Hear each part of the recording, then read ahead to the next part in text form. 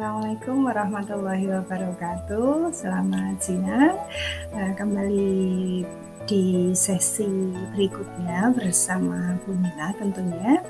Masih dengan kaitannya seputar pendidikan. Lebih khusus lagi adalah pendidikan matematika. Namun sebelum Bu Nila sharing beberapa hal kaitannya dengan modul ajar untuk sekolah penggerak, alangkah indahnya jika saudara sekalian mengawali hari, mengawali pagi dengan melaksanakan ibadah sholat duha maupun tetap juga mengamalkan Asmaul Husna secara pribadi maupun secara bersama-sama dengan keluarga di rumah. Tentunya tak lupa juga Bu Nila mengingatkan untuk senantiasa menjaga 3M-nya, melaksanakan protokol kesehatan sesuai dengan anjuran pemerintah. Demikian kita awali siang ini dengan sharing kaitannya dengan modul ajar yang tentunya ini merupakan hasil kerjasama dari Kementerian Pendidikan dan Kebudayaan, kaitannya juga dengan sekolah penggerak maupun nantinya akan di-share ke sekolah imbas yang ada di daerah seperti itu ya. Untuk modul ajar sendiri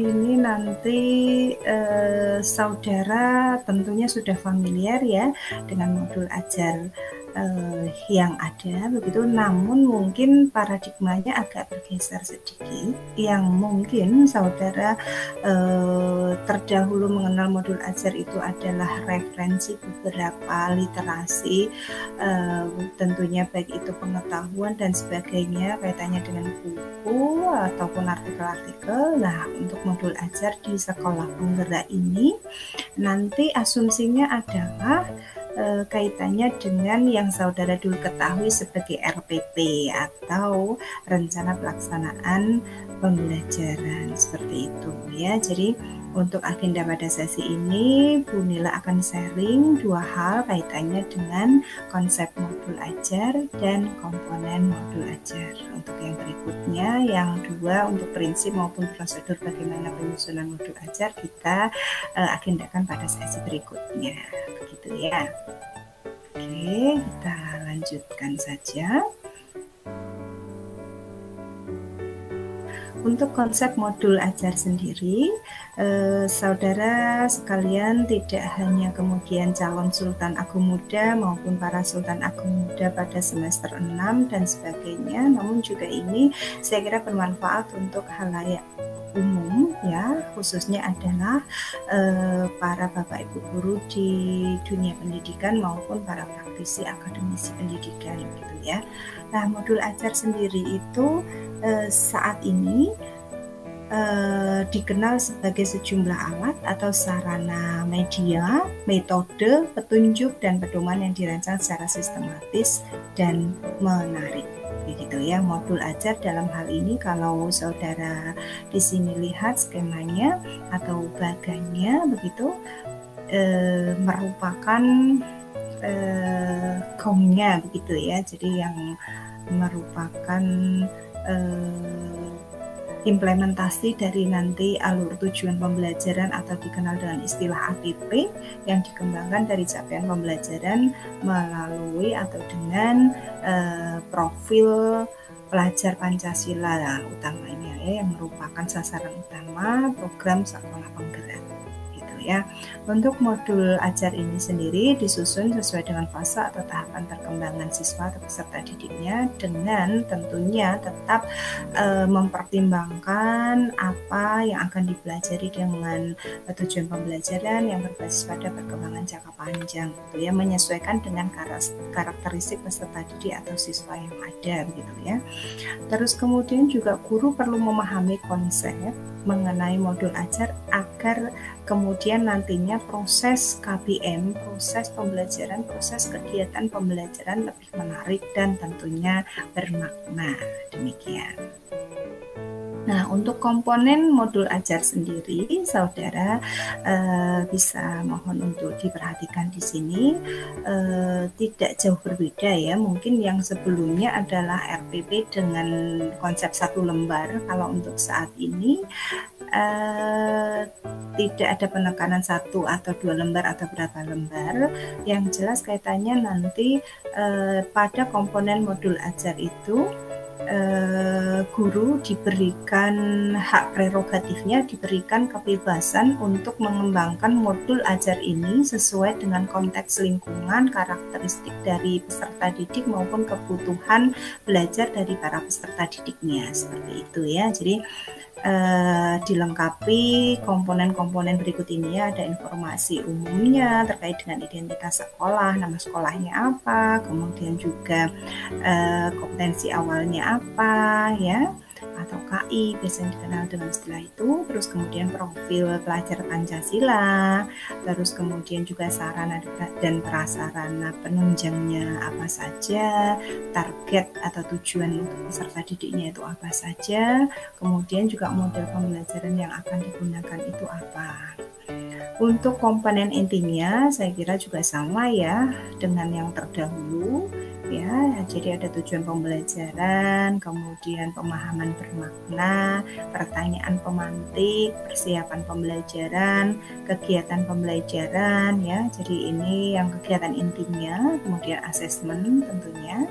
Terus kemudian ada juga pengayaan dan remedial jika diperlukan, refleksi oleh peserta didik dan guru begitu ya. Jadi ada refleksi tidak hanya peserta didiknya saja, namun juga Bapak Ibu guru yang bersangkutan gitu. Untuk lampirannya ada beberapa hal di sini, nanti juga bisa menyesuaikan dengan pengembangan yang akan dilakukan oleh Bapak Ibu guru maupun kesepakatan pada MGMP dari wilayah setempat begitu ya. Jadi ada di sini LKPD atau Lembar Kerja Peserta Didik atau LKS begitu disebutnya. Kemudian juga bahan bacaan guru dan peserta didik ya. Jadi referensinya, buku ajar yang digunakan gitu, glosarium ya. Jadi istilah-istilah kaitannya kalau kita di pendidikan matematika ya berarti istilah-istilah yang ada di pendidikan matematika di dalam materi ajar atau modul ajar tersebut begitu. Kemudian ada juga daftar pustaka gitu ya. Jadi komplit tentunya ya. Jadi sekali lagi untuk modul ajar atau RTP yang dahulu saudara kenal itu, ini nanti dikembangkan sesuai dengan kebebasan dari para calon guru maupun Bapak Ibu guru yang ada di sekolah masing-masing, disesuaikan dengan karakteristik di sekolah masing-masing. Jadi tidak kemudian hanya terpaku pada satu halaman saja, namun diberikan kebebasan ya sesuai dengan hak prerogatif masing-masing gitu. Kemudian untuk komponen-komponen tadi untuk informasi umumnya ya, tadi yang pertama itu terdiri dari identitas modul, informasi tentang modul ajar yang dikembangkan itu dari tadi ya, penyusun, nama penyusunnya siapa, institusi atau kemudian nama sekolahnya apa, tahun ajaran disusunnya modul ajar tersebut, kemudian juga jenjang sekolahnya, apakah SD, SMP, SMA, SMK atau sederajat gitu ya, kelas berapa, kemudian juga alokasi waktunya disesuaikan ya dengan isi yang akan nanti kemudian disampaikan ya. Idealnya adalah lokasi waktu biasanya disesuaikan setiap kali pertemuan ya. Jadi bukan kemudian dalam satu modul ajar itu terdiri dari satu semester seperti itu ya. Namun setiap kali pertemuan, apakah itu 2 kali 40 menit untuk SMP mungkin, atau 2 kali 45 menit untuk SMA seperti itu ya. Kemudian berikutnya Untuk informasi umum yang kedua atau berikutnya adalah kompetensi awal. Ini merupakan pengetahuan dan atau keterampilan yang perlu dimiliki peserta didik sebelum mempelajari topik tertentu ya. Jadi ada pengenalan awal begitu ya, artinya pengetahuan yang sudah dikuasai oleh peserta didik, keterampilan apa yang sudah dikuasai oleh peserta didik begitu ya. Jadi merupakan tolak ukur nanti kemudian sejauh mana, seberapa dalam modul ajar yang akan dirancang gitu, kalau kita sudah tahu karakteristiknya di awal gitu. Untuk yang berikutnya, informasi yang ketiga yaitu profil pelajar Pancasila. Ini perlu ada, kenapa? Karena kaitannya dengan tujuan utama dari sekolah penggerak gitu ya, yang merupakan nantinya merupakan tujuan akhir dari suatu kegiatan pembelajaran yang erat kaitannya dengan pembentukan atau pengembangan pendidikan karakter pada peserta didik gitu ya. Profil pelajar Pancasila atau PPPP dapat tercermin dalam konten dan atau metode pembelajaran seperti itu ya. Di dalam modul pembelajaran, profil pelajar Pancasila tidak perlu mencantumkan seluruhnya. Jadi keterwakilan saja, tidak harus ke 6-6-nya itu muncul begitu.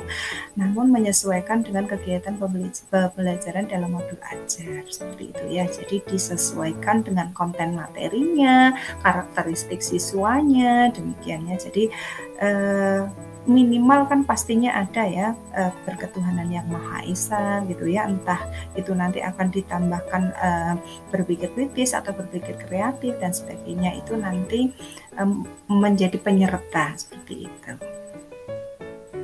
Nah, untuk 6 dimensi tadi ya yang saya sudah sharingkan, 6 dimensi profil pelajar Pancasila tadi harus seyogyanya harus ada keterkaitan gitu, saling terintegrasi gitu ya dalam seluruh mata pelajaran gitu ya. Jadi konkret, jelas adanya gitu, terlihat di dalam modul ajar ini ya. Jadi nanti materinya apa, pedagogiknya tentunya, terus kegiatan proyek maupun asesmennya ya. Jadi dalam setiap modul ajar itu memuat satu atau beberapa unsur dimensi profil pelajar Pancasila yang telah ditetapkan gitu ya. Jadi tetap harus muncul ya profil pelajar Pancasila di dalam konten modul ajar yang saudara kemudian susun. Oke, berikutnya untuk sarana dan prasarana ini saya kira tidak jauh berbeda dengan yang dahulu sudah pernah ada, yang dahulu sudah pernah saudara kerjakan, yang dahulu sudah saudara pernah buat begitu ya. Merupakan fasilitas dan bahan yang dibutuhkan untuk menunjang kegiatan pembelajaran ya. Kalau untuk saat ini ya sarana prasarana tentunya ya lebih ke daring begitu ya. Jadi entah itu laptop atau gawai, kuota tentunya sebagai penunjang untuk pembelajaran daring atau virtual atau online begitu ya. Kemudian juga mungkin PowerPoint atau slide-slide yang perlu untuk ditampilkan atau pendukung lainnya begitu ya. Ketersediaan materi tentunya itu pasti ya. Jadi materi ajarnya yang tentunya juga mempertimbangkan kebutuhan karakteristik dari peserta didiknya sesuai dengan keterbatasan maupun kelebihan yang dimiliki oleh peserta didik ya. Ya tentunya mengedepankan teknologi jika memang mumpuni para peserta didiknya untuk diajak berkolaborasi dengan mengedepankan teknologi atau literasi digitalisasi ini gitu ya. Artinya nanti kebermanfaatannya itu terkait dengan modul ajar ataupun konten dalam modul ajar itu saling berkolaborasi gitu ya, dan tentunya bermakna. Demikian. Untuk target peserta didiknya ada 3 hal di sini ya, nantinya akan dikembangkan jauh lebih banyak dari itu juga monggo. Ini sifatnya adalah lebih fleksibel begitu. Namun dalam hal ini pakem utamanya begitu, yang pertama adalah peserta didik reguler atau tipikal atau umum, artinya bukan merupakan peserta didik inklusi begitu. Tidak ada kesulitan di dalam mencerna dan memahami materi ajar ya.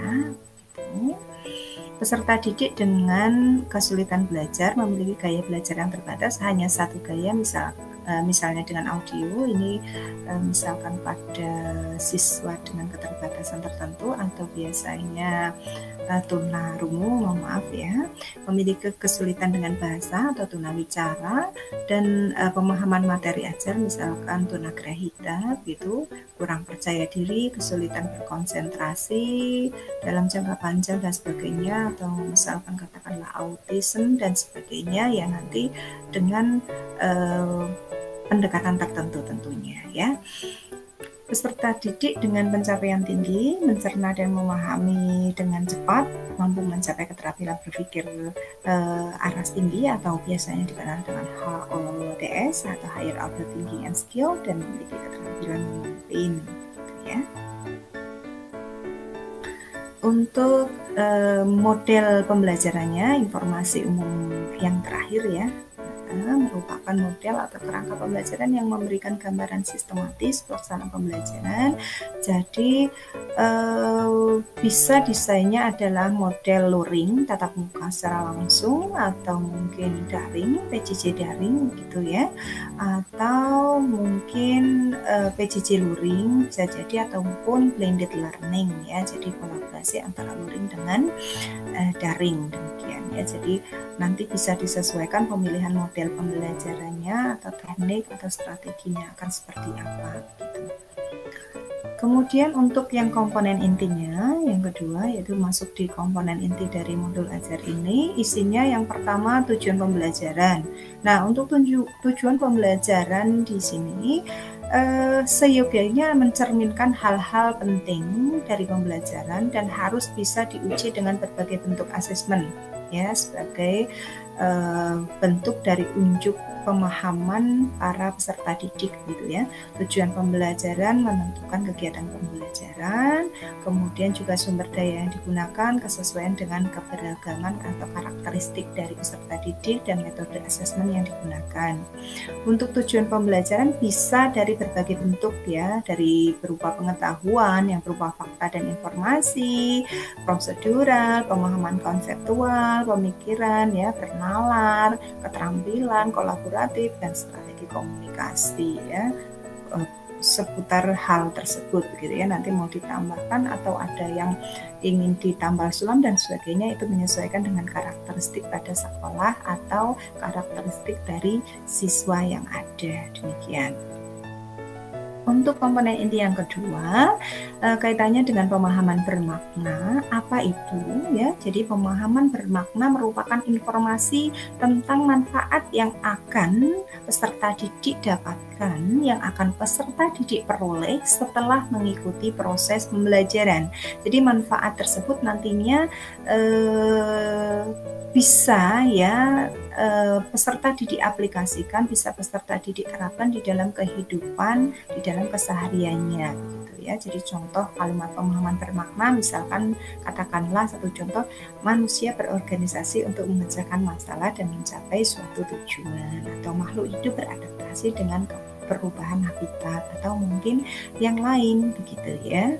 Jadi banyak contoh untuk pemahaman bermakna yang bisa untuk disisipkan dalam komponen inti pada modul ajar ini. Kemudian komponen inti yang ketiga adalah pertanyaan pemantik ya. Ini dibuat oleh guru tentunya untuk menumbuhkan rasa ingin tahu siswa atau peserta didik, dan kemudian juga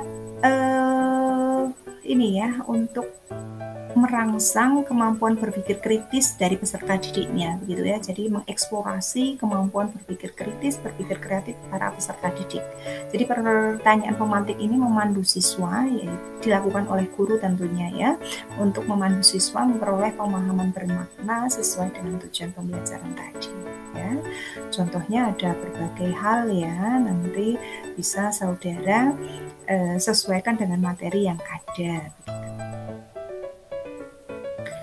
Untuk yang komponen inti yang keempat yaitu kegiatan pembelajaran, nanti urutannya di dalam kemudian langkah-langkah dari kegiatan pembelajaran yang akan dituangkan secara konkret tersebut disertakan opsi atau pembelajaran alternatif dan langkah untuk menyesuaikan dengan kebutuhan belajar para peserta didiknya.